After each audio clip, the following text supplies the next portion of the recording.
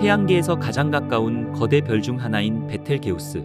이 특이하고 신비로운 별 베텔게우스에서 이상한 일이 일어나고 있습니다. 베텔게우스는 최근 몇 년간 별에서 뿜어져 나오는 극심한 밝기 변동으로 천문학계의 이목을 끌며 뉴스 헤드라인을 장식하였죠. 이 현상은 베텔게우스의 대감쇠라는 이름으로 불리우며 그해 후반 본래 밝기를 되찾게 됩니다. 하지만 이 사건은 천문학자들의 호기심을 자극하기에 충분했죠. 그리고 천문학자들에게 준 놀라운 발견은 이것만이 아니었습니다. 베텔게우스의 표면이 끓어오르며 놀라운 속도로 회전하고 있었죠. 이것은 거대한 초거성에게는 이해할 수 없는 현상이었습니다. 그리고 최근 관측 결과에 따르면 베텔게우스의 폭발이 생각보다 훨씬 빠르게 찾아올 것이라는 새로운 결과가 발표됩니다. 놀랍게도 이번 연구에선 베텔게우스의 겉모습뿐만 아니라 그 속에 남아있는 핵융합 연료의항까지 확인되었죠.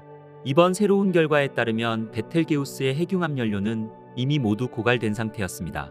만약 이 발견이 사실이라면 베텔게우스의 초신성 폭발은 앞으로 수십만 년 뒤가 아닌 단 수십 년, 아무리 멀어봤자 100년 안에 벌어지게 될 것입니다.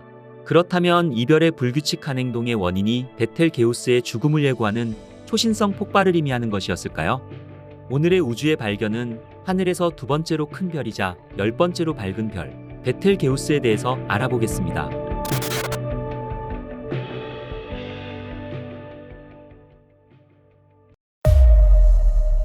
밤하늘을 올려다보면 오리온 별자리 쪽 사냥꾼의 어깨에 위치한 밝은 별을 발견할 수 있습니다. 이 별은 하늘에서 10번째로 밝은 별이라 쉽게 찾을 수 있죠. 베텔게우스는 평범한 별이 아닙니다. 밤하늘에서 가장 흥미로운 별 중 하나이죠. 우리 태양은 약 46억 년 전 태어났지만 베텔게우스는 약 1천만 년 전에 태어난 젊은 별입니다. 하지만 이 젊은 별은 다른 의미에서는 나이가 많은 별이기도 합니다.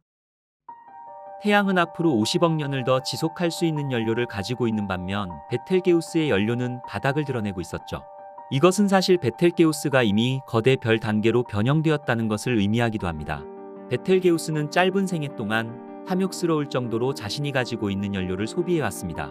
이 별은 태양보다도 무려 15배나 더 많은 질량을 가지고 태어났지만 자신이 연료를 마구잡이로 소모한 것이었죠. 이 별은 성운에서 태어나 생애의 90%를 주계열 단계에서 수소를 헬륨으로 태우며 보냈습니다. 그러나 베텔게우스의 질량은 태양의 약 15배에 달하기 때문에 다른 진화 경로를 따르게 되었죠. 일반적으로 태양과 같은 별들은 붉은 거성으로 변하는 반면 베텔게우스는 붉은 초거성으로 진화한 것입니다. 그리고 이것은 별의 진화의 마지막 단계에 있다는 것을 의미하는 것이었죠. 진화의 마지막 단계에 있는 별을 우리가 맨눈으로 관찰한다는 것은 아주 드문 일이기에 천문학자들은 이 별을 항상 주목하고 있었습니다. 그리고 이 별은 초신성이라는 우주적 사건을 이해하는데 소중한 자료가 되었죠. 우리 은하에서 관측된 초신성 폭발은 400년 전 케플러 초신성 폭발이 마지막이었습니다. 그 이후로 초신성 폭발은 아직까지 일어나지 않고 있죠. 따라서 베텔게우스에서 일어나는 모든 현상들은 천문학자들에게 화제의 중심이 되었습니다. 현재 천문학자들은 베텔게우스의 밝기가 감소함에 따라 이 현상이 다가오는 초신성 폭발의 전조일 수 있다고 추측하게 됩니다. 천문학자들은 이를 더 조사하기 위해 이 초거성을 면밀히 모니터링했습니다. 알마 전파망 원경의 관측 결과 이 별은 매우 빠르게 회전하고 있으며 이 별의 회전은 현재의 물리학 법칙이 예측한 속도를 초과하는 것으로 나타났죠. 천문학자들은 혼란스러웠습니다. 왜 베텔게우스만 같은 나이의 다른 별들보다 더 빠르게 회전하는 것처럼 보이는 것일까? 그리고 이러한 빠른 회전이 초신성 폭발의 징후일까라고 생각하게 된 것이었습니다. 베텔게우스에서 이상 현상은 알마 전파망 원경에서 제공한 별의 표면 방사 속도 맵에서 확인되었습니다. 표면 방사 속도 맵은 별이나 행성과 같은 대상의 다른 부분이 관찰자를 향해 멀어지는 속도를 시각적으로 나타내는 것입니다. 이 맵은 색상을 사용하여 대상 표면의 운동 속도와 방향을 나타냅니다. 알마 전파망 원경의 관측 결과 별의 가시적인 반구에 한쪽 절반이 파란색으로 이동해 우리에게 다가오고 있음을 나타내며 다른 쪽 절반은 붉은색으로 이동하고 있어 멀어지고 있음을 확인할 수 있었죠. 이러한 데이터는 별의 회전 속도를 정확하게 측정하는 데 중요한 역할을 했습니다. 그리고 이 결과는 허블 우주망 원경의 관측 결과와 비교했을 때 베텔게우스는 분명히 빠르게 회전하고 있다는 것이라고 확신하게 되었죠. 베텔게우스의 이러한 비정상적인 회전 속도는 베텔게우스가 한때 두 개의 별이 함께 도는 이중성계의 일부였으며 질량이 낮은 동반별을 흡수했을 가능성에 의해 설명될 수 있었습니다. 하지만 이 현상은 붉은 초거성 사이에서는 드문 일이 아니지만 베텔게우스의 경우 결정적인 증거가 없었죠. 그러나 만약 베텔게우스가 단독별로 진화했다면 이 같은 별의 회전 속도는 예측 결과와는 상당히 달랐습니다. 베텔게우스의 회전 속도가 문제가 되는 이유는 이 별의 엄청난 크기 때문입니다. 베텔게우스는 태양보다 15배 더 무겁고 직경은 무려 1000배 더 큽니다. 만약 태양 대신 베텔게우스가 태양계에 있다면 지구를 먹어삼키고 목성 궤도까지 뻗어나갈 것입니다. 게다가 베텔게우스는 이제 붉은 초거성으로 진화했습니다. 베텔게우스와 같은 별들이 나이가 들고 냉각되면 그들은 엄청나게 팽창하게 됩니다. 가군동량 보존의 법칙에 따르면 이러한 팽창은 별의 회전 속도를 느리게 해야 합니다. 그리고 태양풍을 통해 별은 질량을 잃게 되며 이 또한 회전 속도가 감소해야만 했죠. 현재 이론에 따르면 적색 거성은 약 1km/s의 속도로 회전해야 하고 베텔게우스와 같은 적색 초거성은 그보다 더 느린 속도인 0.1km/s 이하로 회전해야 합니다. 하지만 베텔게우스는 약 5km/s의 속도로 회전하며 같은 분류의 별들보다도 무려 50배나 더 빨랐던 것이었습니다. 천문학자들은 그들이 관측한 회전이 실제인지 아니면 측정 오류인지를 확인해야 했습니다. 그리고 별의 표면에서 발생하는 다른 활동이 회전 운동으로 잘못 해석될 가능성도 고려해야만 했죠. 이 문제를 더 깊이 파악하기 위해 천문학자들은 알마 전파망 원경을 활용했습니다. 알마 전파망 원경은 66개의 다양한 크기의 개별 안테나로 현재 운영 중인 최첨단 전파망 원경 중 하나입니다. 천문학자들은 알마의 서브밀리미터 파장 관측 능력을 사용해 베텔게우스의 외부 대기에서 뜨거운 가스를 조사했습니다. 연구자들은 베텔게우스의 빠른 회전이 실제로 그 표면에서 일어나는 다른 현상으로 잘못 해석되고 있는지 알아보려 했습니다. 그리고 그들은 현재 일어나고 있는 과정이 대류흐름이라고 제안하게 되었죠.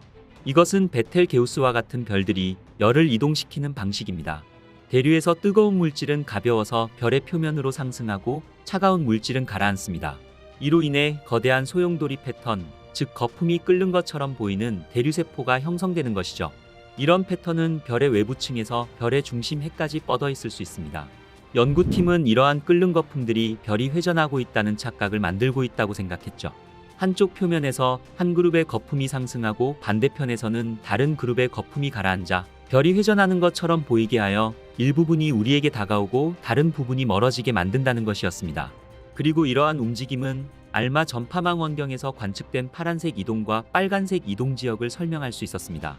천문학자들은 이 아이디어를 검증하기 위해 베텔게우스처럼 끓는 표면을 가진 비회전 적색 초거성을 컴퓨터 모델을 만들게 됩니다. 그들은 시뮬레이션된 모델의 행동을 알마망 원경의 실제 관측과 비교했습니다. 그 결과 놀랍게도 시뮬레이션된 별과 실제 관측 결과가 완벽하게 일치한 것이었죠. 이것은 우리가 베텔게우스에서 보고 있는 것이 빠른 회전이 아니라 마치 끓는 물의 냄비처럼 표면이 부풀어 오르고 있다는 이론을 확인시켜 준 것이었습니다. 이 부풀어 오르는 효과는 너무 강력해서 가장 진보된 최첨단 망원경조차도 이것과 별이 실제로 회전하는 것의 차이를 구분할 수 없었습니다. 이 연구는 베텔게우스의 예측할 수 없는 행동에 대한 추가 증거를 제공하게 됩니다. 과거 베텔게우스는 놀라운 사건의 중심에 있었습니다. 4년 전 대감쇄 사건은 별이 대량의 뜨거운 가스를 방출했다는 이론으로 결국 설명되었죠. 이 가스가 별 밖에서 식으면서 먼지가 형성되어 일시적으로 이 초거성의 빛의 일부를 차단해 지구에서 더 어둡게 보이게 만든다는 것이었습니다. 2023년 베텔게우스는 또 다른 이상행동을 보이게 됩니다. 바로 베텔게우스의 밝기가 무려 50%나 증가한 것이었습니다. 처음에는 이것이 초신성 폭발의 전조일 수 있다고 생각했습니다. 하지만 추가 분석 결과에서는 실제로 2020년 대감쇄의 잔여 효과로 밝혀졌죠. 이 사건 동안 대량의 먼지와 가스가 방출되면서 베텔게우스의 정상적인 밝기 주기가 방해받았으며 이 주기에는 일반적으로 400일, 185일, 230일, 심지어 2100일까지 지속되는 주기가 포함되어 있었죠. 대감쇄에서의 방해는 특히 400일 주기를 변화시켜 단지 200일로 단축시키고 예상치 못한 밝기 증가를 초래한 것이었습니다. 그렇다면 베텔게우스와 같은 거대 별이 죽을 때 무슨 일이 일어날까요? 거대한 별의 죽음을 이해하기 위해서는 그 별의 생애를 이해해야 합니다. 별은 태어나는 날부터 죽는 날까지 끊임없는 싸움을 겪습니다. 중력은 안쪽으로 끌어당기며 압력과 에너지는 밖으로 밀어내고 있죠. 별의 내부에서는 무수한 원자핵이 융합되고 있습니다. 원자들이 서로 부딪히며 매우 가까워지고 충분히 가까워지면 실제로 붙어서 더 큰 원자를 형성하게 되는 것이죠. 거대한 별은 매 초마다 75억 톤의 수소를 융합합니다. 이 정도의 에너지는 대략 1초에 1천억 개의 원자폭탄에 해당하는 양인 것이죠. 만약 베텔게우스가 폭발하게 된다면 이것은 정말 큰 폭발이 될 것입니다. 이 폭발적인 에너지는 별을 파괴할 위협이 있지만 별 자체의 거대한 중력이 모든 것을 눌러주고 있죠. 우주에서는 중력의 안쪽 힘과 에너지의 바깥쪽 힘 사이에서 싸움이 벌어지고 있습니다. 심지어 우리의 태양 또한 믿을 수 없을 만큼 역동적인 전쟁터인 것입니다. 실제로 많은 별들은 중력이 그것을 붙잡고 있습니다. 이 두 힘의 대립 간의 싸움이 별의 생명과 죽음을 결정짓는 것이죠. 그리고 여기서 크기가 중요해집니다. 별이 더 무거울수록 중력이 안쪽으로 더 강하게 작용하며 초거성은 스스로를 살리기 위해 바깥쪽으로 더 강하게 밀어내야 합니다. 매우 무거운 별들은 스테로이드를 맞은 별과 같습니다. 연료를 태울 수 있는 양이 많아 그 힘이 너무 강력해서 연료를 빠른 속도로 소모하게 되는 것이죠. 베텔게우스와 같은 거대한 별들은 가벼운 원소를 더 무거운 원소로 융합하는 거대한 공장과도 같습니다. 하지만 이 힘든 작업은 마지막 몇 년이 되어서야 시작됩니다. 그들의 생애의 약 90% 동안 수소를 헬륨으로 융합하지만 결국 핵 중심에서 수소가 고갈되기 시작합니다. 초거성의 중심에서는 가벼운 원소에서 무거운 원소로의 융합이 순차적으로 이루어지며 이 과정은 점점 더 빨라지게 되는 것이죠. 그리고 죽음의 카운트다운이 시작됩니다. 중력에 의해 안쪽 융합 압력이 지배하게 되어 중심의 온도가 상승하게 됩니다. 헬륨은 탄소로 융합되기 시작합니다. 헬륨은 약 100만 년 동안 지속될 만큼 충분하지만 이것도 고갈되면 상황은 빨라지기 시작합니다. 탄소는 네온으로 융합되고 이는 약 1000년이 걸립니다. 네온은 실리콘으로 융합되며 이 과정은 약 1년이 걸립니다. 실리콘과 철을 융합하기 시작하면 이 과정은 하루가 걸립니다. 별은 점점 더 혼란스러워집니다. 별은 이제 죽음의 고통에 시달리고 있습니다. 철이 생산이 시작되면 이 별의 끝을 향한 카운트다운이 시작됩니다. 죽어가는 별의 중심에는 믿을 수 없을 정도로 밀도가 높은 철의 거대한 구체가 형성됩니다. 이 철의 구체는 수천 마일에 달하며 믿을 수 없을 만큼 뜨겁습니다. 그곳의 온도는 이제 의미가 없어질 정도로 높아집니다. 이 별의 중심에서는 10억 도에 이르는 온도가 발생합니다. 이 극한의 열은 융합 반응에서 발생하며 점점 더 많은 반응이 더 무거운 원소를 생성하게 됩니다. 그러나 각 단계마다 생산되는 에너지는 점점 줄어들며 결국 철이 생성될 때 에너지가 소모되게 되는 것이죠. 철 원자핵을 융합하려고 할 때 에너지가 필요합니다. 하지만 이 융합은 에너지를 생성하지 않습니다. 따라서 중심에서 철을 융합하기 시작하게 되면 사실상 스스로의 에너지를 빼앗고 있는 것이죠. 성장하는 철의 핵은 별로부터 점점 더 많은 에너지를 흡수하게 되며 중력은 계속해서 안쪽으로 끌어당겨 외부의 압력을 압도하게 되는 것이죠. 별 내부에서 모든 것이 상상할 수 없을 정도로 압축됩니다. 갑자기 중력을 이겨낼 수 있는 핵 반응이 사라지며 별을 지탱해 줄 것이 아무것도 남지 않게 됩니다. 별은 운명이 다한 것입니다. 중력이 이깁니다. 핵의 가장자리가 붕괴되고 수조톤의 밀도가 높은 철이 무서운 속도로 안쪽으로 떨어집니다. 별은 이제 1초도 채 남지 않았습니다. 상황은 정말 빠르게 무너져 내리기 시작합니다. 핵 붕괴가 너무 빨라 별의 외부층은 반응할 시간조차 없습니다. 그들은 그저 떠 있는 상태입니다. 수조톤의 가스가 죽음의 일격을 받아 안쪽으로 쏟아집니다. 갑자기 그 핵 반응이 사라지면서 한순간에 모든 것이 중심으로 몰려듭니다. 그리고 이것은 우주에서 가장 극적인 폭발을 일으킵니다. 이 죽음의 일격은 은하의 모든 별들을 능가할 수 있습니다. 하지만 우리는 여전히 붕괴하는 철의 구체와 수많은 가스가 어떻게 거대한 불덩어리를 생성하는지 완전히 이해하지는 못하고 있죠. 이 붕괴하는 핵이 어떻게 대규모 폭발을 일으키는지는 현재의 천체 물리학에서 가장 큰 미스터리 중 하나입니다. 그렇다면 지금 모두가 궁금해하는 질문인 베텔게우스의 밝기 변동이 이별이 초신성이 될 준비를 하고 있다는 의미일까요? 아마 확실한 대답은 아닐 것입니다. 그 이유는 별이 초신성으로 가기 전 어두워질 것이라는 명확한 예측이 없다는 것입니다. 하지만 이것 또한 우리가 모르는 것이 많기 때문에 현재 우리가 보고 있는 것이 초신성 폭발이 임박했다는 것을 나타내는 신호일 가능성도 여전히 충분합니다. 일반적으로 별은 약 10만 년의 생애 단계를 보냅니다. 그래서 이것이 인류의 짧은 인간 생애와 우연히 겹칠 가능성은 통계적으로 낮다는 것이죠. 하지만 저는 한편으로는 아쉽기도 합니다. 베텔게우스는 약 650광년 떨어져 있어 만약 이별이 폭발하더라도 우리에게는 해를 끼치지 않을 만큼 멀리 있습니다.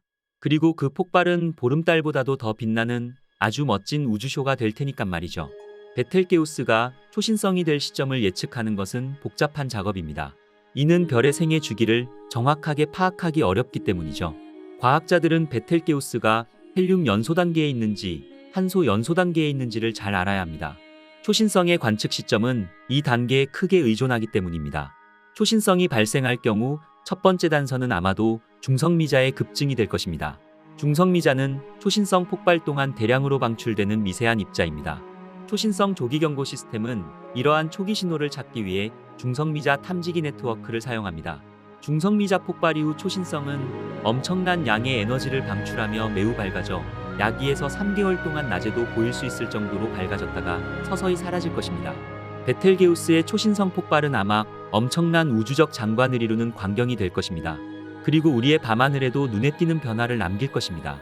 베텔게우스는 오리온 자리의 어깨 중 하나로 그 별이 사라진다면 어깨가 없는 오리온의 모습을 보게 될 것입니다. 많은 사람들은 제임스 웹 우주망원경을 사용해 베텔게우스를 관측하여 연구한다면 초신성 폭발을 정확하게 예측할 수 있는지를 질문하곤 합니다. 하지만 제임스 웹은 매우 강력한 망원경이지만 이를 관측하는 데에는 적합하지 않습니다. 제임스 웹은 먼 거리의 희미한 천체를 관측하도록 설계된 민감한 탐지 장치라 베텔게우스 같은 밝은 별은 관측할 수 없는 것입니다. 베텔게우스와 같은 거대한 별들은 놀라운 것들로 가득합니다.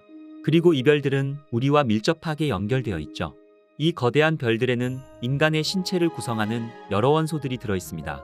예를 들어 인과 칼륨, 산소 등이 이 별의 깊은 내부에서 만들어졌기 때문입니다. 베텔게우스와 같은 이러한 별들이 끝을 맞이할 때 격렬한 폭발과 함께 풍부한 물질들을 우주로 뿌리게 됩니다. 새로 만들어진 원소들은 은하를 가로질러 먼 곳으로 뿌려져 생명의 중요한 행성으로 만들어지게 되는 것이죠. 그리고 지금 여러분의 몸속에도 그런 원소들이 있습니다. 이 영상을 보고 계시는 여러분들의 몸 안에도 한때 우주에서 가장 거대한 별들 중 하나가 들어가 있는 것이죠. 본질적으로 여러분들은 별에서 나온 원소로 이루어져 있는 것입니다. 그래서 우리는 베텔게우스를 지켜보는 것이 생명체의 기원에 대한 초기 단계를 보는 것과 같은 것입니다. 우주는 정말 흥미로운 것들로 가득 차 있습니다. 저는 그래서 우주가 좋습니다. 오늘의 우주의 발견은 여기까지입니다. 저는 또 더욱 재미있는 우주 이야기를 가지고 다시 찾아뵙겠습니다. 구독과 좋아요 한 번씩만 눌러주시고요. 여러분이 올려주시는 댓글은 저에게는 큰 힘이 됩니다. 끝까지 시청해주셔서 감사합니다.